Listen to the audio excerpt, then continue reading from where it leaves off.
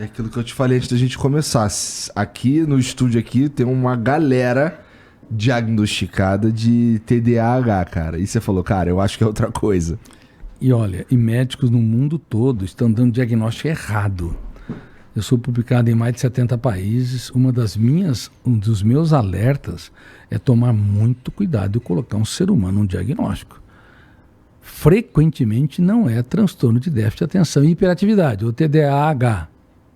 É a síndrome do pensamento acelerado. Uma criança de 7 anos de idade hoje tem mais informações que o imperador romano tinha no auge de Roma. Não é suportável. Isso acelera 4 fenômenos que são copilotos da mente humana. O primeiro fenômeno é o alto fluxo. Por exemplo, enquanto eu estou falando, você está me entendendo. E os espectadores também estão me entendendo. Não é o eu.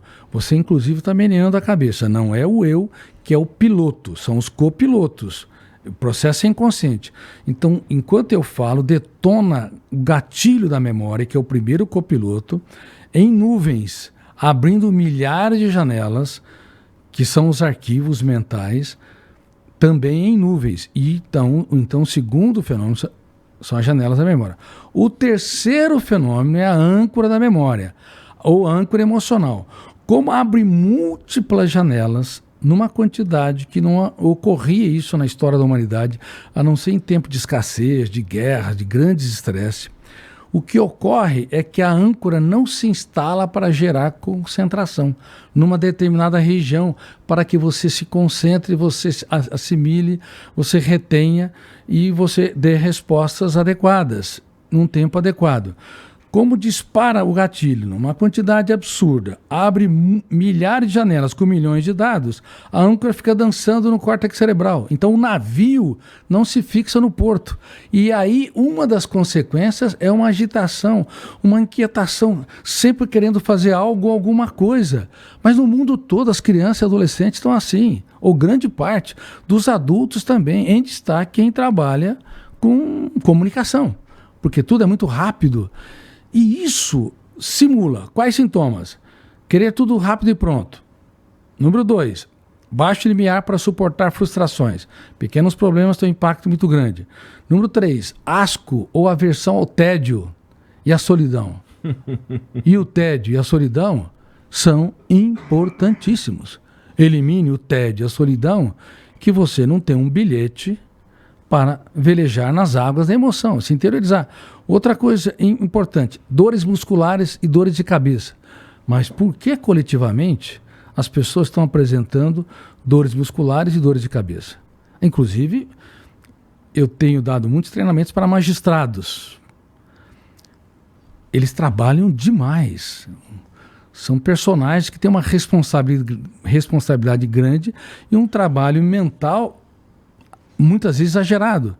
Muitos têm dores de cabeça e dores musculares. Inclusive queda de cabelo, nó na garganta, hipertensão, que representam gritos de alerta do corpo suplicando. Olha, mude seu estilo de vida, porque você ultrapassou os limites.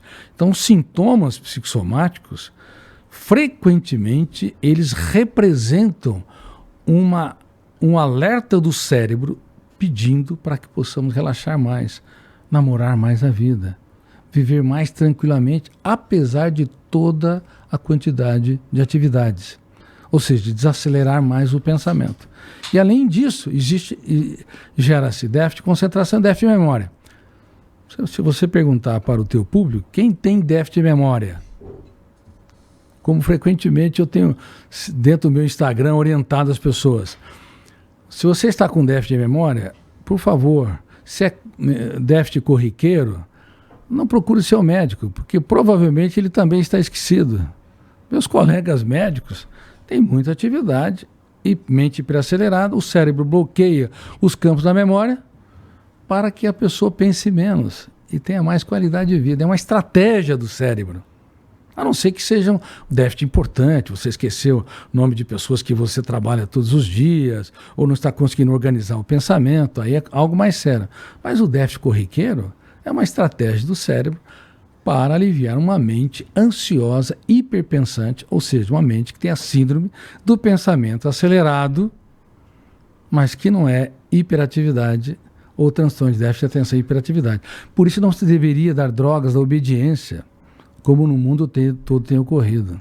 Por isso que os índices de hiperatividade nos Estados Unidos estão errados.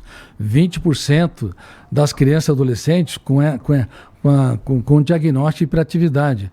Claro, os médicos, os profissionais do estudo, o processo de construção de pensamentos, não sabem que se você bombardear o córtex cerebral com uma quantidade absurda, só para você ter uma ideia, na década de 50 do século passado, um jornal de grande circulação adquiria mais informações, ou tanto no passado como hoje, mais informações do que um ser humano médio conseguia incorporar durante toda a sua história.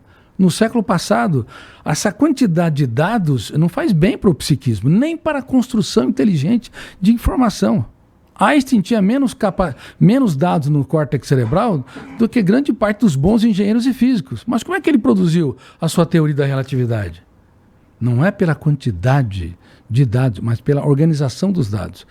Então, na minha teoria, que estudou e tem estudado o processo de construção de pensamentos, o processo de formação do eu, o programa de gestão da emoção, os papéis consciente e inconsciente da memória e o processo de formação de pensadores, eu entrei nessa área, como homens e mulheres brilharam na sua intelectualidade. O que os fizeram, entre aspas, gênios, não é uma capacidade notável de armazenamento.